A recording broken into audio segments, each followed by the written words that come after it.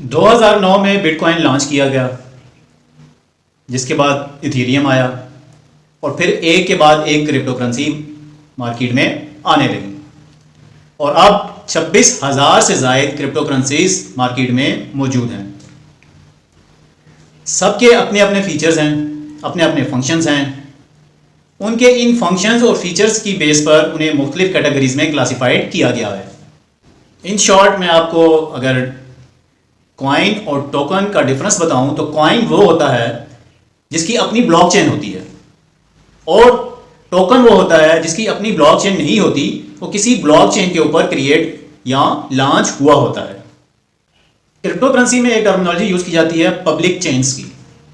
ये public chains क्या होती हैं? क्रिप्टो मार्केट में कॉइन्स और टोकन की अक्सरियत वो होती है जो पब्लिक चेन्स होती हैं। मतलब उन कॉइन्स या टोकन्स का तमाम डेटा इंफॉर्मेशन आपको पब्लिकली अवेलेबल होती है।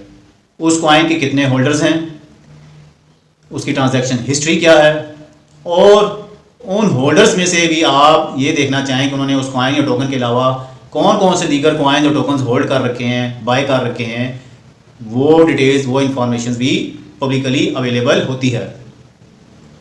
इसके लिए उस कॉइन या टोकन का एक्सप्लोरर होना ज़रूरी है। आप उसके एक्सप्लोरर पर जाकर उसकी ब्लॉकचेन के ज़रिए ये तमाम डेटा, तमाम इंफॉर्मेशन, तमाम ट्रांजैक्शन हिस्ट्री देख सकते हैं। इसके ऑपोजिट एक टर्मिनोलॉजी यूज़ होती है प्राइवेसी कॉइन्स की। इसकी एक बड़ी एग्जांपल मोनीरो कॉइन है। ये आपको वो सर्विसेज फराहम करता है कि आपका डेटा, आपकी ट्रांजैक्शन हिस्ट्री, आपकी इंफॉर्मेशन पब्लिकली अवेलेबल ना हो, कोई और उसको व्यू ना कर सके। क्रिप्टो करेंसी मार्केट में बिटकॉइन के अलावा तमाम कॉइन्स को आल्ट कॉइन्स कहा जाता है, अल्टरनेटिव कॉइन्स। अब अल्टरनेटिव कॉइन्स की भी हम आगे मज़ीद जो 3 किस्में हैं, जो मज़ीद इसको 3 हिस्सों में तकसीम किया जाता है, उसके बारे में नॉलेज हासिल करेंगे। पहला स्टेबल कॉइन्स, दूसरा क्रिप्टो करेंसीज और तीसरा टोकन्स। सबसे पहले हम बात करेंगे स्टेबल कॉइन्स की। क्रिप्टो करेंसी चूंकि बहुत ज़्यादा वॉलेटाइल है, हर मिनट, हर घंटे, हर रोज़ इसके रेट्स, इसकी वैल्यू तेज़ी से तब्दील होती रहती है, चेंज होती रहती है, अप एंड डाउन होती रहती है। इस इशू, इस प्रॉब्लम को टैकल करने के लिए स्टेबल कॉइन लॉन्च किए गए। इनकी वैल्यू स्टेबल होती है, जिसकी वजह इनकी बैग पर गोल्ड, रियल वर्ल्ड एसेट्स और फियाट करेंसी का होना है। इसी वजह से ये कॉइन्स तकरीबन स्टेबल ही होते हैं। टीथर का यूएसडीटी एक स्टेबल कॉइन है। एक यूएसडीटी एक यूएसडी के बराबर होता है और जब यूएसडी की वैल्यू बढ़ती है तो यूएसडीटी की वैल्यू भी बढ़ती है, और जब यूएसडी की वैल्यू कम होती है तो उसका असर यूएसडीटी पर भी पड़ता है। स्टेबल कॉइन का एक फायदा यह है ही कि वो स्टेबल होता है, लेकिन इसके अलावा वो डिसेंट्रलाइज्ड, सिक्योर और फास्ट ट्रांजैक्शंस की खुसूसियात का भी हामिल होता है। आल्ट कॉइन की दूसरी किस्म क्रिप्टो करेंसीज हैं। क्रिप्टो करेंसीज डिजिटल कॉइन्स होते हैं जो पीयर टू पीयर ट्रांजैक्शंस के लिए यूज होते हैं। बिटकॉइन, बिटकॉइन कैश, लाइटकॉइन, ये क्रिप्टो करेंसीज की बेहतरीन एग्जांपल्स हैं। क्रिप्टो करेंसीज भी 2 किस्म की होती हैं, एक सेंट्रलाइज और एक डिसेंट्रलाइज। दोनों के अपने अपने सपोर्टर्स और मुखालिफ भी हैं। डिसेंट्रलाइज कॉइन्स अगर हैक हो जाएं, कोई स्कैम हो जाए, तो उनको ट्रेस करना नियर टू इम्पॉसिबल होता है। इसके ऑपोजिट, इसके बरक्स, अगर सेंट्रलाइज कॉइन्स, उनके साथ अगर ये हैक का सिलसिला हो तो उनको ट्रेस करना आसान होता है। ये मालूम किया जा सकता है कि वो हैक होने के बाद किस वैलेट में गए और आगे उनका क्या स्टेप्स चले। हैक और स्कैम के अलावा भी सेंट्रलाइज में भी कुछ इश्यूज हैं और डिसेंट्रलाइज में भी कुछ इश्यूज हैं। सेंट्रलाइज के भी कुछ व्यूज हैं और डिसेंट्रलाइज के भी कुछ और भी व्यूज हैं। जब तक आपको मालूम ही ना हो कि आप जिस कॉइन में इन्वेस्टमेंट कर रहे हैं वो किस कैटेगरी का है, वो किस फीचर का है, वो किस बिजनेस फिलॉसफी के साथ मार्केट में आया है, तो तब तक उस कॉइन में या किसी भी कॉइन में आपका इन्वेस्टमेंट करना किसी भी सूरत दानिशमंदाना या अक्लमंद वाला फैसला नहीं शुमार किया जाएगा। क्यों? क्योंकि जब भी किसी टाइप की किसी कैटेगरी, मसलन NFT, मेटावर्स, Web3, गेमिंग, ये कैटेगरीज हैं, अगर आप किसी भी कैटेगरी का कॉइन लेते हैं और उसकी पॉजिटिव रैली शुरू होती है उसका बुल रन शुरू होता है, तो चंद एक कॉइन्स के अलावा तमाम के तमाम कॉइन्स अपने ऑल टाइम हाई लगाते हैं।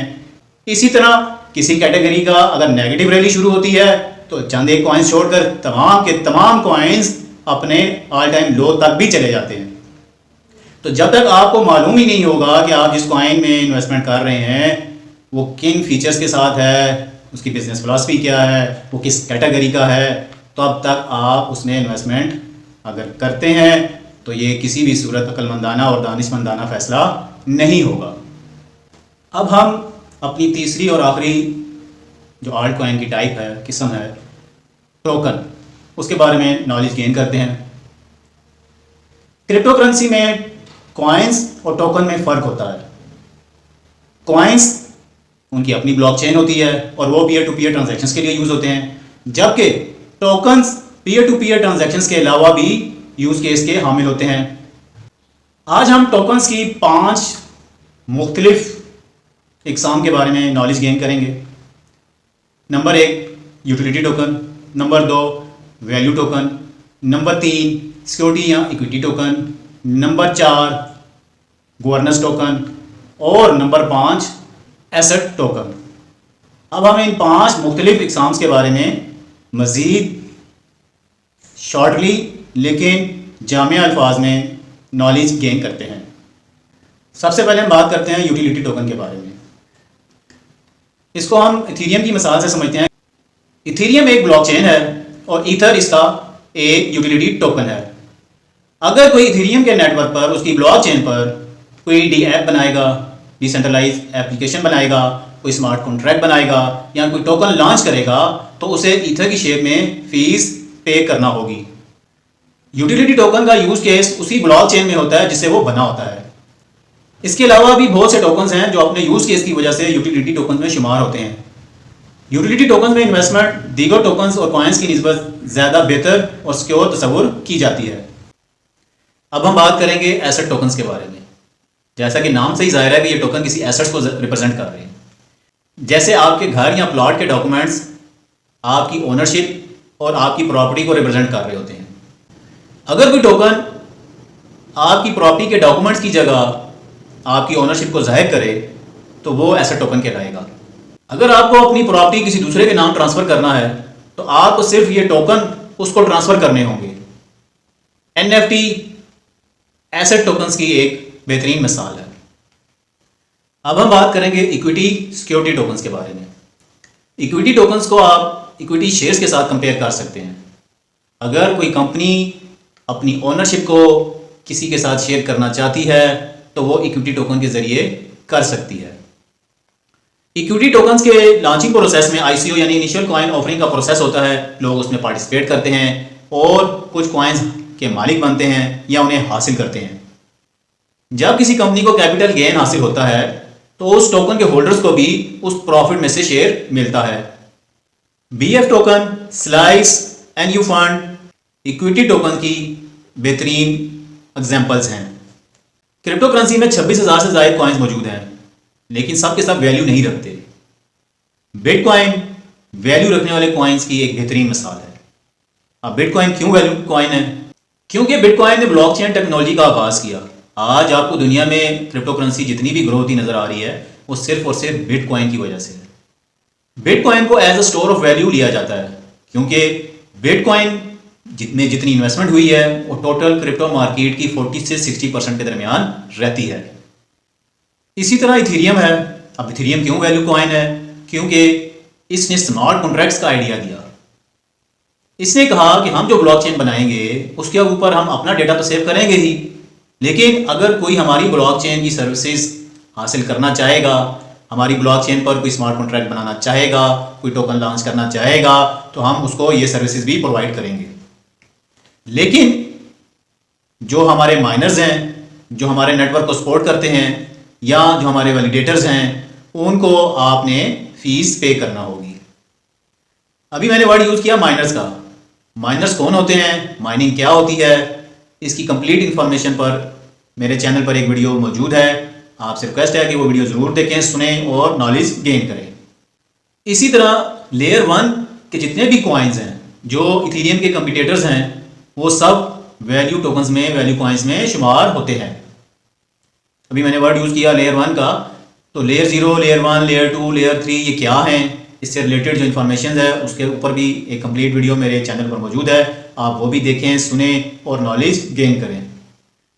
क्रिप्टो करेंसी में बहुत से कॉइन्स और टोकन्स ऐसे हैं जो डिसेंट्रलाइज्ड होने की वजह से गवर्नेंस टोकन्स में शुमार होते हैं।